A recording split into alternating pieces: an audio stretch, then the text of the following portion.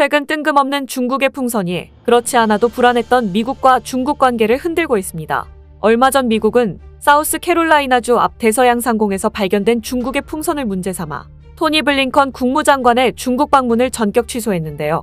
앞서 미국이 중국의 수상적인 풍선이 자신들의 영공에 진입한 걸 탐지한 건 지난달 28일의 일입니다.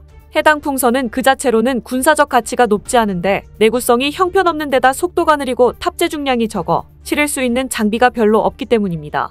문제는 이 풍선이 미국의 전략무기인 대륙간탄도미사일 경납고가 있는 몬태나주 상공에 도달했다는 건데, 이를 발견한 미국은 곧바로 세계 최고 스텔스 전투기로 꼽히는 F-22로 정찰 풍선을 격추시켰습니다.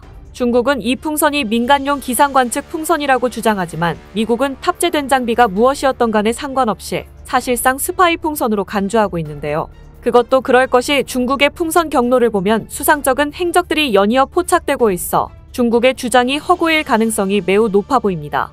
지난달 말 중국의 정찰 풍선이 알래스카에서 캐나다 영공에 진입한 건 제트기류 약화로 인한 자연스러운 이동이라고 치더라도 그 이후의 상황은 이해가 가지 않은데요.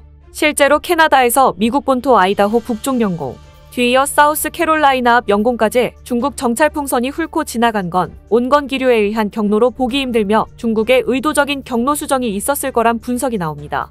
더구나 앞서 정찰 풍선은 제주도를 통과해 일본을 거쳐 태평양을 지나 알래스카로 진입한 걸로 보이며 이 또한 북반구의 일반적인 제트기류 흐름과는 전혀 상관없는 경로였습니다. 심지어 최근엔 중국이 지난 수년 사이 세계 곳곳에서 적어도 20차례에 걸쳐 비슷한 풍선을 띄웠다는 보도가 나와 큰 충격을 안겨줬습니다. CNN은 중국이 최근 수년간 5개 대륙에 걸쳐서 최소 24번의 비행 임무를 수행했다며 이 중 6건은 미국을 대상으로 한 것이었다고 보도했습니다. 앞서 미 국방부 패트릭 라이더 대변인도 라틴 아메리카와 남미, 동남아, 동아시아, 유럽 등 5개국에서 중국이 날린 풍선이 목격된 적이 있다고 밝혔는데요. 그런데 이런 상황에 중국은 풍선 사태 관련 해명 브리핑에서 문제의 풍선을 소유한 곳을 모른다고 발뺌해 상황을 무마시키려 했는데 어딘지 알지만 말할 수 없다는 뉘앙스를 풍겨 논란에 불을 더 지폈습니다. 앞서 마오닝 중국 외교부 대변인은 스파이 풍선은 민간 기상연구용이라면서 이를 격추한 미국은 민간인에 대한 공격을 한 것이라고 난리치며 비판하기에 바빴는데요.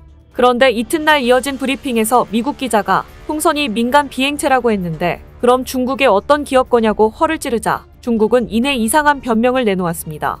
이 질문을 받은 마오닝 대변인이 무인 비행체와 관련해 중국은 여러 설명을 했다. 현재 더 많은 정보를 갖고 있지 않다고 답한 겁니다. 즉 대답한 내용을 보면 정말 모르겠다는 건지 알지만 말할 수 없다는 건지 어떤 걸 의미하는지 불분명해 중국인들 사이에서조차 의견이 분분할 정도입니다. 그런데 이와 관련해 중국 체제의 비판적 시각을 견지해온 재미학자 장텐양이 정찰 풍선은 중국 주저우 고무연구소에서 생산한 것으로 주저우는 완전한 군사회사라고 주장하며 뜬금포를 날리기도 했는데요. 그의 말에 따르면 주저우 고무연구소는 민간회사가 아니라 이름과는 다르게 군사기관인 건데 대체 고무연구소가 왜 군사기업인지조차 의아합니다. 이렇듯 입만 열면 거짓말을 반복하는 중국을 향해 미국은 정찰 풍선 배후엔 중국군이 있다며 주권 침해 행위에 강력히 대응하겠다고 천명했습니다. 미 하원도 이번 정찰 풍선 사태를 명백한 미 주권에 대한 침해라며 이를 규탄하는 결의안을 채택하며 보조를 마쳤습니다. 이뿐 아니라 미국은 속속 드러나고 있는 각국을 상대로 한 중국의 정찰 풍선 프로그램을 사용하기 더욱 어렵게 할 것이라며 대중 압박 수위를 더욱더 높였습니다. 여러 가지 현 상황을 봤을 때 중국군의 정찰 풍선이었던 게 확실해 보이는데요. 이렇듯 중국의 정찰 풍선뿐만 아니라 최근 중국의 여러 감시 시스템 또한 전 세계적으로 다시 크나큰 안보 문제로 떠오르고 있습니다. 이런 이유로 미국에 이어 영국, 이번엔 호주에서도 중국산 전면 금지 선언이 잇따르고 있는데 안 그래도 나락으로 떨어진 중국 기업이 최악의 상황으로 치닫고 있는 모습입니다. 최근 호주 정부는 안보상 우려로 국가 건물에 설치된 중국산 CCTV를 모두 긴급 철거하기로 결정했다는 소식이 전해졌습니다. 호주 정부는 중국산 감시 장치를 통해 수집된 자료가 해외로 유출될 가능성에 대해 우려하는 것으로 알려졌습니다.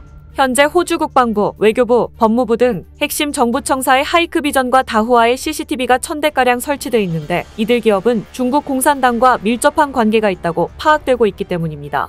리처드 말스 호주 국방장관은 상당 기간 중국제 감시장치가 설치돼 운용되고 있음이 드러났다면서 현재 모든 국방부 건물에 대해 조사를 진행하고 있으며 모두 철거될 것이라고 밝혔습니다.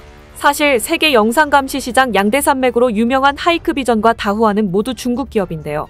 두 회사는 글로벌 1, 2위를 다투는 영상감시 시장의 리더이자 중국 내 핵심 기업으로 꼽히는데 하이크비전은 중국 정부가 42%의 지분을 보유하고 있어 사실상 국영기업입니다.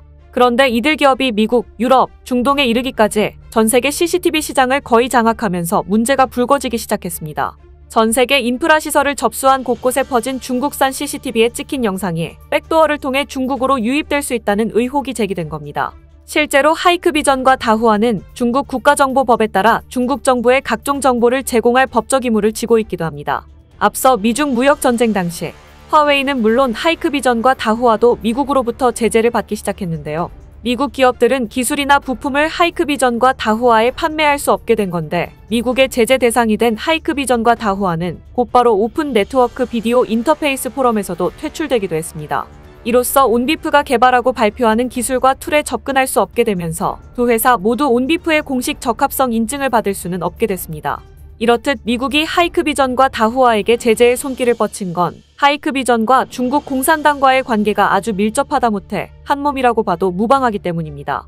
앞서 말씀드렸던 것처럼 수년간 중국산 CCTV의 정보를 유출하는 백도어가 있다는 논란이 수도 없이 있었는데요.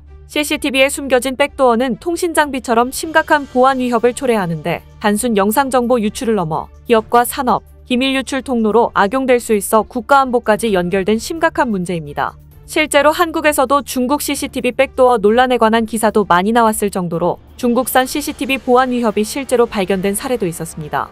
중국은 이미 CCTV들을 통해 사회를 통제하고 있는데 심지어 중공공안이 기차역을 찾은 수배자를 안면인식 기능이 장착된 스마트 안경이나 CCTV로 즉시 체포할 정도입니다. 이런 이유로 전 세계에 퍼진 하이크비전 CCTV를 통해 중국 당국이 전 세계를 감시하는 것과 같다는 의견이 진작부터 나오고 있었는데요. 여기에 더해 하이크비전은 신장 위구르족 감시에 일조하고 있다는 의혹을 받은 데 이어 얼마 전 영국에서 버젓이 인종 인식 기술을 광고한 것으로 드러나 중국이 중국했다는 반응이 나오고 있습니다. 가디언에 따르면 최근 하이크비전은 CCTV와 보안 카메라 등을 홍보하는 웹사이트 광고용 책자를 통해 영국의 안면인식 기술 스타트업 페이스텍과 함께 개발했다는 여러 기능을 소개했는데요. 그런데 이 과정에서 성별, 인종, 연령 등 선택적 인구 프로파일링을 통한 안면 분석 알고리즘 기능을 제공한다는 내용을 공개하면서 논란이 크게 일었습니다. 이렇듯 중국은 대놓고 과도한 감시 도구를 일상화하려고 하는 것 같은데요. 그래서 올 들어 하이크 비전에 대한 고강도 제재가 가팔라지고 있는 등 미국에 이어 영국, 호주도 해당 제품을 전부 걷어낸다고 선언하며 옥죄기에 나섰습니다. 우선 미국은 하이크비전을 조만간 특별지정 제재 대상에 올릴 것으로 보이는데 이렇게 되면 미국 내 자산이 동결되는 건 물론 미국의 회사나 개인과 교역할 수 없으며 자본거래 역시 금지됩니다. 앞서 하이크비전은 미국에서 이미 블랙리스트에 올랐었지만 이번 추가 제재로 인해 미국 기업과 비즈니스를 하기가 더 어려워질 것으로 보입니다. 뿐만 아니라 최근 미국 연방통신위원회에서 국가안보 위협 중국 통신장비 및 영상감시장비 승인 금지를 발표함에 따라 기존에 설치한 하이크비전 CCTV 장비와 서비스 모두 제거 대상이 되면서 조만간 미국 내에서 완전히 사라질 전망입니다. 그리고 미국에 이어 작년 말에 영국도 국가안보 위험이 발생할 것을 우려해 중국산 CCTV 사용을 금지했는데요. 영국에서도 기존에 설치한 중국산 CCTV의 경우 컴퓨터 네트워크에서 분리하고 이를 완전히 제거하는 것을 검토하라는 권고도 나왔습니다. 이와 같이 중국의 정찰풍선뿐만 아니라 중국산 감시장치를 철거하는 건 국가안보 차원에서 취한 정당하고 투명한 조치로 보이며 한국에서 또한 마땅히 행해져야 할 일인 것 같습니다. 오늘 준비한 소식은 여기까지입니다. 댓글을 통한 여러분들의 많은 의견 기다리겠습니다. 시청해주셔서 감사합니다.